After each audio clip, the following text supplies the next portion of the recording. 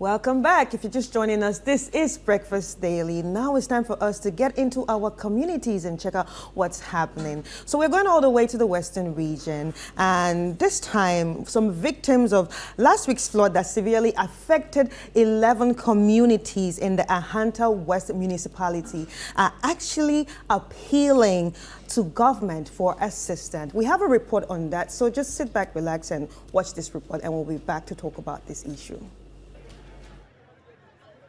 Last week's heavy rainfall caused severe flooding in 11 communities of the Ahanta West Municipality, as well as in some communities in the Takwa Nswayim, in Zima East and Elembla district of the Western region. Rivers like Butre, Bonsa, Amenzuri, and Ankagura overflowed, inundating communities including Ewusiajo, Hotopo, Abra, and Nzulezu. Despite the significant losses suffered by residents, government support has yet to arrive. Yenema bibia edane odanyo yenema hina ofai oba be from tie kan surum edano kan surum ofifreti nam sunum akran sakan ne tebe ko maka hina wasai di esra ba ndo bobo moy kakra meja me yekuna fo me nukunu ade odi jam ne se wasai nti wa moa me a me no fo me ni ba bia yeko ti me a mesra hon omoy kakra na mo ka ne so dan na ebu ogu nti ma do ka na na o se no obi no wa mam ne balande bia me ne ba na ya da mo se mam me se dan ko o me si me dan mam me nukunu bia lo bua. At times when the flood comes, it go back, but so we were all in the mind that it will go back as it already happens, but that on the very Thursday when the rain came, it didn't go, so we were just around. It has affected us a lot. We the neighbors here, it has affected us because we see our buildings, it has already collapsed, and we have certain homes that has already collapsed. So it has affected us, yeah. For a certain store that we have in the market, that's where I sleep. And everybody in the neighborhood has moved to different places, that unknown places that we don't feel comfortable here. So since it's a sunshine and we want to gather everything so that we come and stay here again. My appeal is for the government to come and help us. And when it comes, we don't have a place to sleep. We don't have a place to put our things there. And there are a lot of things that we went through, a lot of pains. People were crying. And there was a certain woman who just gave birth, I think 1 or 2 weeks, and the flood came. So she find it difficult to make a living. She has to move from here to other places to go and sleep. So we are hoping for the best to come from the government. Yeah. According to the Ahanta West Municipal NADMO office, they currently have no relief stock available for the victims. 1,000 households and 11 communities affected now. And I'm talking of the severe one. Lack of logistics. As I'm talking to you now, we don't have anything in our stores. We have to wait for region and the national for them to give us something. So I think this is the major challenge that we are facing now. As NADMO grapples with the challenge of providing supplies to support the affected communities, the Ghana Rubber Estate Limited, GREL, has stepped in to donate assorted items to the Ahanta West and Zima East Municipal NADMO offices as temporary assistance for the victims. We have built this relation over a long time. It's about 20 years that we are developing this relation. And of course, we are very sensitive to what's happening in the communities. And we cannot let the population suffer from such climatic disasters without doing something. And we are trying to do what we can as quickly as we can in order to support the poor communities affected by this disaster. The chief executive of the Ahanta West Municipality expressed gratitude to GREL on behalf of the victims and mentioned that the delay in government support has compelled them to seek help from private companies. So we decided to write.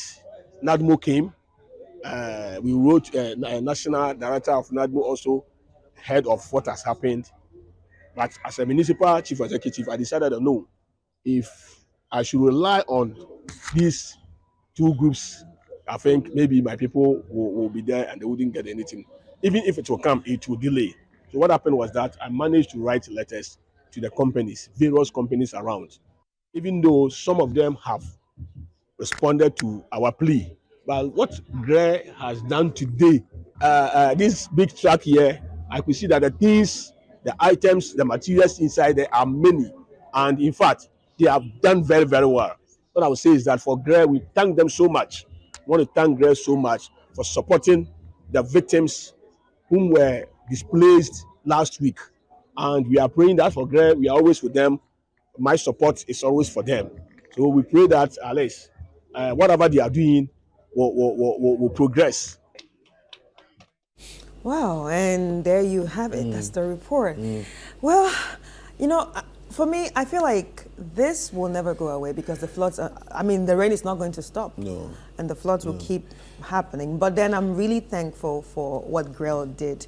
And I think there should be more people that should get involved in these issues of these communities. Yeah. And I don't know, thank you. I think that people everywhere, companies and people that have benefited from either being located within a community and doing business within a community, or having done business, profited from trading with a community, should always look for ways of giving back to the community. You may be located in a community, but you don't trade with them. Sure. Right, but you benefit from the resources that are there. Right. That's one. But then there's also those who trade with the community and benefit from, the marketplace. Right, and watching the report, what the representative from Grell said, he said this has been a relationship that we've been building for a long time. Yeah. So that means they've been there for a long time and understand how important it is them. Yeah. It is for them to help the communities. And I wish, every day we come here talking about these issues. I really wish, other companies and people that benefit from those areas actually help. Yeah, and I think it's important. Let's speak to our colleague and correspondent who brought us the report, Akwesi Eje Nim. He's on the line. Akwesi, good morning. Morning, David. Yes, welcome back to Breakfast Daily. Morning. Yeah. So, how bad is the situation? We know Ahanta West is quite a large area. How many communities have been affected, and how bad is the flooding? Well, from the account of the NADMO and even the DC, the MC for Ahanta West Municipality, according to them, we have 11 communities within the municipality that were severely affected. So it tells you that there were even more in terms of the flood. And then they counted more than 1,000 households who were actually victims of this flood. Wow. And so we visited hard-hit communities like Sejo and Abra, where we had those soundbites from, and a community called Hotupo, which also got flooded. And so that's the extent of the damage.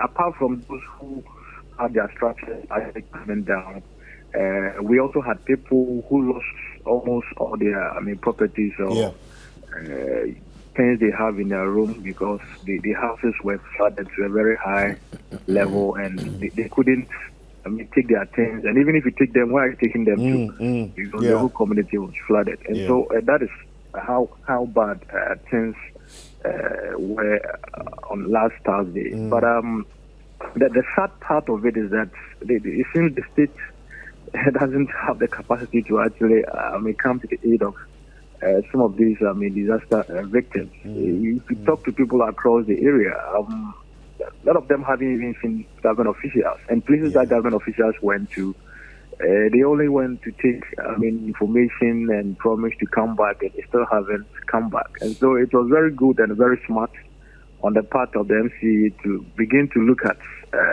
other places that he could seek for support, and which led to him writing to companies that Grell, and I understand they also had support from other companies within the catchment. And so that has been the situation with the Ahanta West. But beyond the Ahanta West, we also recorded some of these disaster last week flood disaster in Takwa and Fayim municipality, where the river Bonsa, which is also very heavily polluted by Galamsey activities, overflowing its banks, and so caused some destruction in the community of Bonsa within the Takwa municipality. Again, in Zima East municipality, we had other communities also suffering this flood disaster. The one which is very much, worrying is our tourist attraction at Jomoro,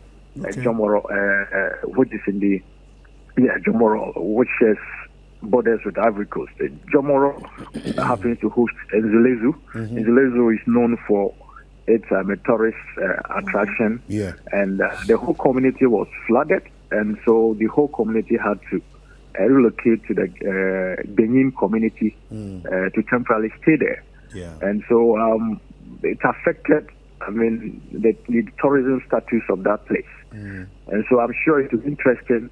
In fact, they also didn't really have any support, from the state. It took the International Tourism Authority to actually go there and give them some support. The latest information I've taken is that a few of them have started going, but there's still more work to be done at Nzulezu to really, bring the place to a place that people can actually visit as a tourist center. I see. So, in terms of the weather forecast, what are we looking at? Are we expecting more rains? Do you have any idea of, what the prospects are looking into the next couple of weeks to a few months? Well, beside the weather forecast, we know in Ghana, the place that has the heaviest rainfall pattern is in Zuma East. That is Azim. Azim has the heaviest rainfall in the country, and it rains intermittently. Even during dry season, it rains unexpectedly in Azim, and it's the places that got flooded all fall within from Ahanta West Municipality. You go to Nzima East, where we have Azim, and then after Nzima East, you join in Elembele and Jomoro. So they are all within the rainfall pattern. And so if, with this global, changes, environmental concerns where the weather pattern is not predictable to some extent, all affecting the rainfall pattern. A lot of people are recording. If you talk to people, they will tell you a place like Hotupo, they have a river body called Ankagura. It's been flooded, but this is the first time they've seen this massive flood. I see. You take a Wishejo, they will tell you they haven't seen this thing before. So the kind of floods that we are experiencing are things that people haven't experienced before. Okay. And it's not just there. Last year we reported a flood situation around St. Mary's Seminary within the Secretariat Metropolitan Assembly. This year it came later. A community like Aponwa, the whole place got flooded. And so we are experiencing new trend of floods that are very unusual. And maybe I think it calls for some special thinking as to how we can avert some of these things. If you go to Ushejo, I had some of the community people also complaining that some persons within the community are doing galamsey on the banks of the river Butre. Some blame the extent of the damage, the flood, on the activities of galamsey. They feel the activities of galamsey has really created a siltation within the flow, the part of the river, and so maybe the river couldn't really flow the way it has to flow, so he had to find another way. And then the other way that he found was, the one that directed it to the community. And so these are things that maybe the municipal assembly can give better particulars on that. People wouldn't really agree to some of these things when they are told that the activity is contributing to some of these things, but it's a concern that maybe can be looked into by the MISEC. Right. Akwesi, earlier on you mentioned that GREL, that's Ghana Rubber Estate Limited, provided some items, to assist in the recovery effort. But can you elaborate on what those items are and how they are being distributed to the people? Well, these were assorted relief items, which included things that you can use to prepare food. You're talking about rice, talking about oil, and they also provided some detergents and clothes. So there were clothes, there were detergents, and there were food items that were given. In fact, they didn't hand it over to the victims. They were given to the Metro, the NADMO directors of the Ahanta West Municipality and that of the Nzema East Municipality. But they did a one-stop presentation at Grand Kwanta, which is the district capital of Ahanta West Municipality. So they were handed over to the two Metro, two NADMO directorates within the two assemblies. And so maybe the DC can tell us how far they've gone with the distribution and how many people have benefited out of the 1,000 households that were actually affected in this flood situation. Right. So talking about NADMO, what is exactly the challenge, or what are the challenges is NADMO facing in providing assistance to the flood victims? Obviously, they are the first people, or they are the first point of call that people should reach out to. So what is the challenge right now in providing that help that these people need? Well, the challenge the NADMO is facing over here is basically what we have seen at the national level, where disasters happen, and it takes, a lot of push before the NADMO is able to bring something to support the victims. In fact, NADMO, from the soundbite we gathered here, they were told that they don't have resources. They've been pushing the assemblies, the Ahanta West, for instance, they've been pushing the regional directorate to get them something to give to the people, and it's not forthcoming. And so it's a matter of shortage in their stock. And so NADMO doesn't have the capacity as we speak right now to support these victims. And that is why there's a call on corporate institutions and benevolent bodies to come to the aid of these people. So NADMO seriously has logistical concerns. Okay. All right. Thank you very much. Thank you very much, Akwesi. We've been speaking with our colleague and correspondent, Akwesi Eje in Nim from the Western region. Now, when we look at the topography of Ghana, like you said, that area, it's a typical tropical forested area, right? Which means that the rainfall patterns are quite different from like Accra, for example, right? We wait for rainy season to get rain. Yeah. They don't. Yeah. In their dry season, they still get rain. That's the difference, okay? Because it's so heavily forested that there's always, the rain cycles are quite different when it comes to these tropical areas. Now, part of the problem is the galamsey. Okay, it's the river bodies and the courses of rivers and the blockades of certain rivers and all of that is contributing to a certain kind of flooding that we've not experienced. So more before. like an overflow of some rivers. Yes. And they can say they also divert rivers and do all kinds of things like that. Then there's global warming. You see, so there's a natural phenomenon of global warming, but then there's also the things that we've done to ourselves here, to exacerbate the situation. And I think that government can choose to sit aloof, but it's going to be increasingly challenging. Exactly. As the years go by, if we don't do something drastic, if we don't do something serious about this, it's going to be increasingly worse. True. Because obviously he said like last year it wasn't like this. Yes. And now this year they're experiencing something else that they haven't seen before. Yeah. So if nothing is done about it, and they're finding that areas that are even just on the outskirts of Takoradi, for example, right, like a place like he mentioned at Apawan, absolutely. Look, they are having some kind of crazy flooding that happens there that is historically doesn't happen, and all of these is blocked waterways. Galamsey things that also contribute to blocking waterways, diverting river bodies, all those kinds of things are creating this mess, Then you have places like Insulesu.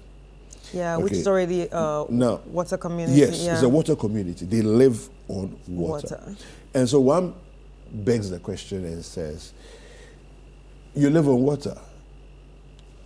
Why are you surprised that it's getting flooded? But you see, the phenomenon of the river swelling as a result of global changes, in terms of amount of rainfall that's falling and all of that, it means that there's going to be a ripple effect in terms of our tourism inflows, right? If you can't go to Nzulezu, let's say in a year, if there are 3 or 4 months that you can't go, which people would have gone, and they can't go. So we're losing Imagine money. what revenue we lost that means. That means we're losing a lot of money. Exactly. True. All right. So we've been joined on the line, by the way, by Mr. Henry Yeledor. He's the Western Regional Director for the Ghana Tourism Authority. I'm sure you have some comments to make on the Nzulezu situation. Good morning, sir. Hello. Hello, sir. Yes, good morning. Welcome to Breakfast Daily. Good morning, sir. Yeah, welcome to Breakfast Daily. Now, yeah, thanks so much. Good morning to your listeners. All right. Describe to us what you saw or have seen happen at Nzulezu. Yeah, thanks once again.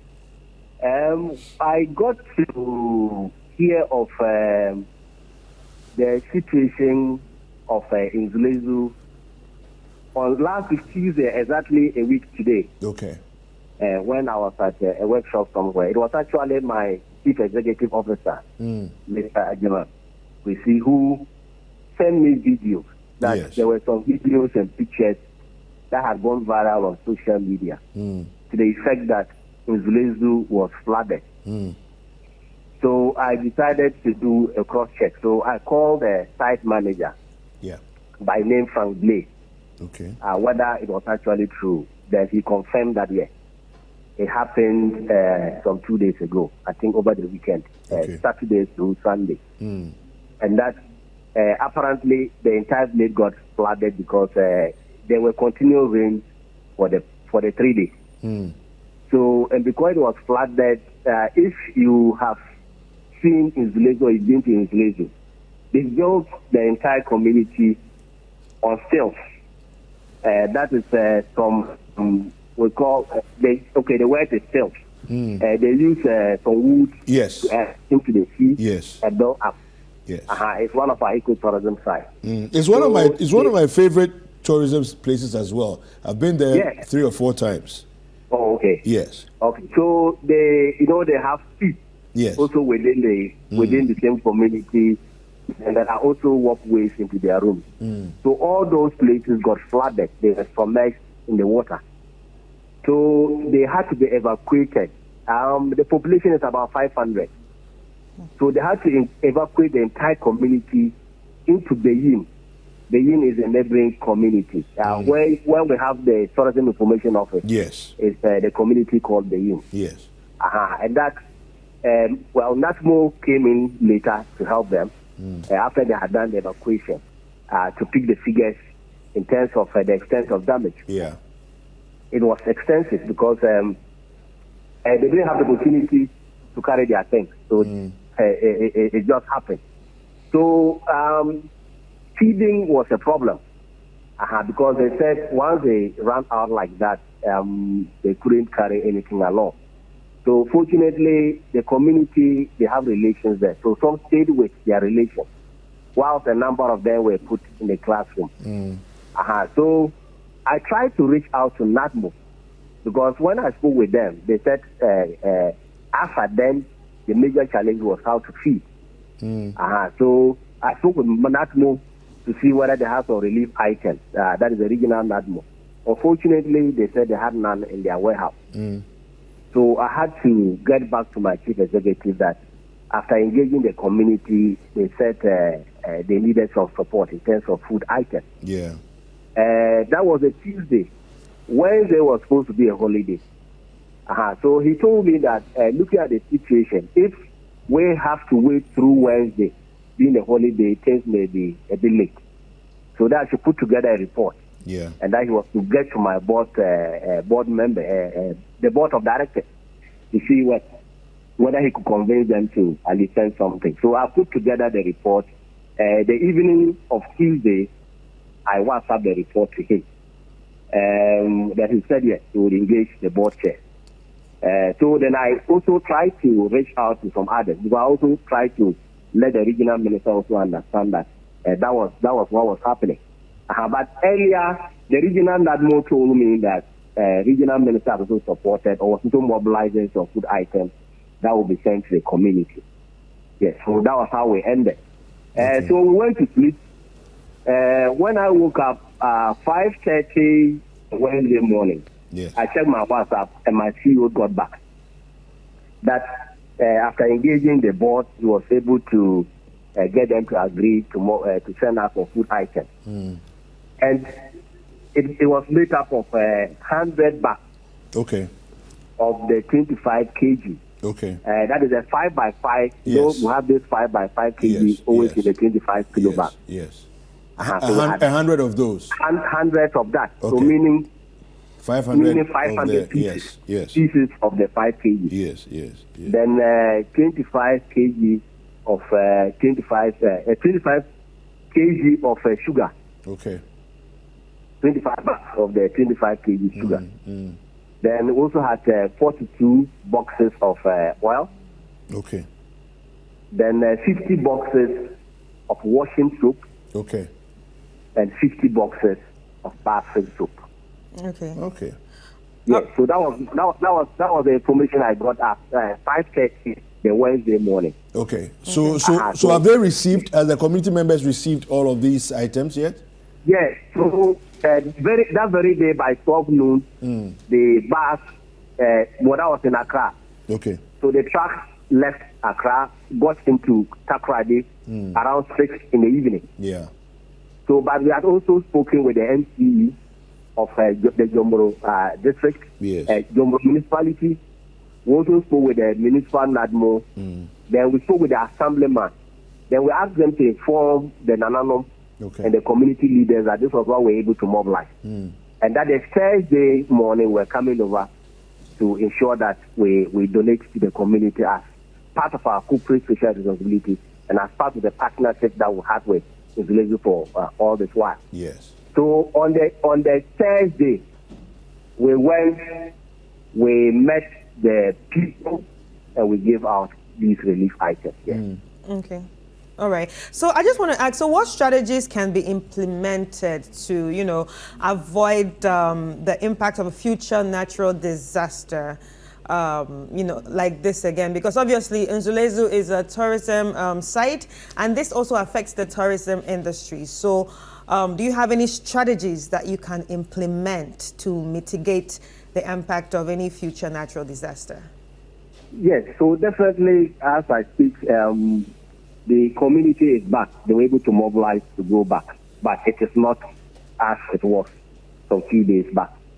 And as we said, it definitely affects tourism in the Western region and tourism in Ghana. So we are looking at how to mitigate it going forward. We realize that this was the first time. And if you look at community expansion and other developments around the community, we feel that these have also impacted on the river, thus causing this. We realized that there are some construction works that were very close to the estuary. The river flows into the sea. Around the western side. And some developments are going around the estuary. We have engaged because when we had the engagement with the community, the chief indicated that he suspects that it's also part of it. So we went around to have a look at ourselves, and we realized that there was some construction over the estuary. I wouldn't want to disclose what exactly, which company is involved now, because I had to go to the office. So is it like buildings, or is it like bridges? What sort of construction? Yes, some construction. As I said, community expansion. Some part of the land, I'm told, has been given or was bought by a company around there from the chief, and they are trying to build some settlement. What they've done is that they have constructed a road. It actually fell into the estuary to create a road that would let them do the construction at the other side. Okay. They provided some vents, some outlets, some pipes. But if you look at the diameter, it's a bit small. Okay. So it cannot let the water pass. Okay. So the water, because it was high, the high tide, it flooded. Even the immediate community of Benin was flooded. So we engaged them and we said, we think this is what is also causing the flooding. Yeah. I'm yet to sit with them, because when I went to the office, I was told that I needed to talk to Accra. So I'm still trying to engage them, because what we think they should do is that they need to raise it a bit, provide some culvert. Yeah. That can let to allow the river to flow. Because if you look at it, if they don't do it, and subsequent rains, we are going to have same problems happening. Then also, we need to also sensitize the community to find a way to see how they can reduce some of the human activities on the river. Okay. We realized that when we got there were a lot of plastics on the water. Okay. Yeah, so that could also be tricky. I'm told they have developed a site somewhere where they take their waste to go and throw. Okay. But there are a number of them that are still littering around. So once the place got flooded, there were a lot of plastics that were floating on the river. Yes. So these are the things that we need to do going forward. Thank you very much. We really appreciate your time, Mr. Henry Yeledo.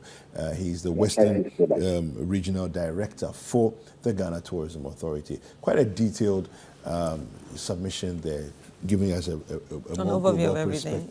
Of what has happened there.